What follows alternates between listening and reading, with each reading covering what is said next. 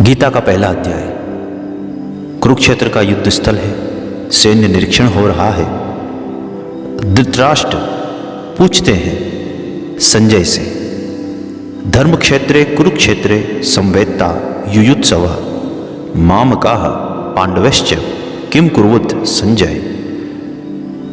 धृतराष्ट्र ने कहा, संजय, धर्मभूमि कुरुक्षेत्र में युद्ध की इच्छा से एकत्र हुए मेरे तथा पांडु के पुत्रों ने क्या किया। भगवत गीता एक बहुत अधिक पढ़ा जाने वाला आस्तिक विज्ञान है जो गीता महात्म्य में सार रूप में दिया हुआ है। इसमें यह उल्लेख है कि मनुष्य को चाहिए कि वह श्री कृष्ण के भक्त की सहायता से संवीक्षण करते हुए भगवत गीता का अध्ययन करे और स्वार्थ प्रेरित व्याख्याओं के बिना ही उसे समझने का प्रयास करे।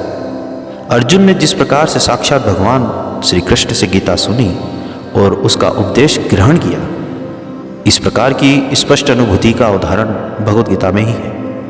यदि उसी गुरु परंपरा से निज स्वार्थ से प्रेरित हुए बिना किसी को भगवत गीता समझने का सौभाग्य प्राप्त हो तो वह समस्त वैदिक ज्ञान तथा विश्व के समस्त शास्त्रों के अध्ययन को पीछे छोड़ देता है।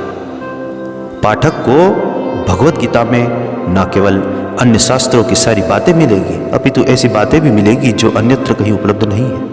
यही गीता का विशिष्ट मानदंड है। स्वयं भगवान श्री कृष्ण द्वारा साक्षात उच्चरित होने के कारण यह पूर्ण आस्तिक विज्ञान है।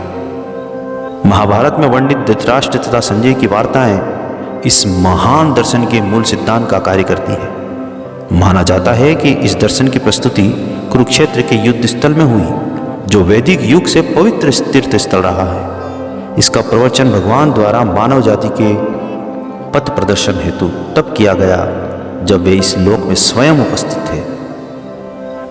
धर्मक्षेत्र शब्द सार्थक है क्योंकि कुरुक्षेत्र के युद्ध स्थल में अर्जुन के पक्ष में श्री भगवान स्वयं उपस्थित थे। कौरवों का पिता धृतराष्ट्र अपने पुत्रों की विजय की संभावनाओं के विषय में अत्यधिक संदिग्ध था। उन्हें उनकी जीत पर संदेह भी था। अतः इसी संदेह के कारण उसने अपने सचिव से पूछा, उन्होंने क्या किया। वह आश्वस्त था कि उसके पुत्र तथा उसके छोटे भाई पांडु के पुत्र कुरुक्षेत्र की युद्ध भूमि में निर्णयात्मक संग्राम के लिए एकत्र हुए हैं। फिर भी उसकी जिज्ञासा सार्थक है। वह नहीं चाहता था कि भाइयों में कोई समझौता हो, अतः वह युद्ध भूमि में अपने पुत्रों की नियति भाग्य के विषय में आश्वस्त होना चाह रहा था।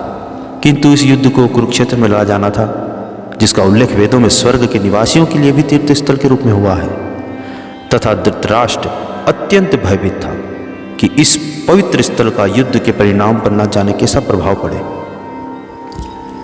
उसे भलीभांति ज्ञात था कि इसका प्रभाव अर्जुन तथा पांडु के अन्य पुत्रों पर अत्यंत अनुकूल पड़ेगा, क्योंकि स्वभाव से वे सभी पुण्यात्मा थे।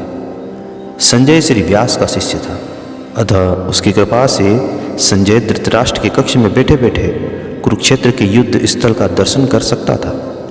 इसीलिए धृतराष्ट्र ने उससे युद्ध स्थल की स्थिति के विषय में पूछा। पांडव तथा धृतराष्ट्र के पुत्र दोनों ही एक ही वंश से संबंधित थे, किंतु यहाँ पर धृतराष्ट्र के वाक्य से उसके मनोभाव प्रकट होते हैं। उसने जानबूझकर अपने पुत्रों को कुरु कहा और पांडु के पुत्रों को वंश के उत्तराधिकारी से अलग कर दिया। इस तरह पांडु के पुत्रों अर्थात अपने भतीजों के साथ धृतराष्ट्र की विशिष्ट मन स्थिति समझी जा सकती है। जिस प्रकार धान के खेत में अवांछित पौधों को उखाड़ दिया जाता है, उसी प्रकार इस कथा के प्रारंभ से ही ऐसी आशा की जाती है कि जहाँ धर्म के पिता श्री कृष्ण उपस्थित हो, वहाँ कुरुक्षेत्र रूपी खेत में दुर्योधन और धृतराष्ट्र के पुत्र रूपी अवांछित पौधों को समूल नष्ट करके युधिष्ठिर आदि नितांत धार्मिक पुरुषों की स्थापना की जाएगी। यहाँ धर्मक्षेत्र तथा कुरुक्षेत्र शब्दों की उनकी ऐतिहासिक तथा वैदिक महत्ता के अतिरिक्त यही सार्थकता है।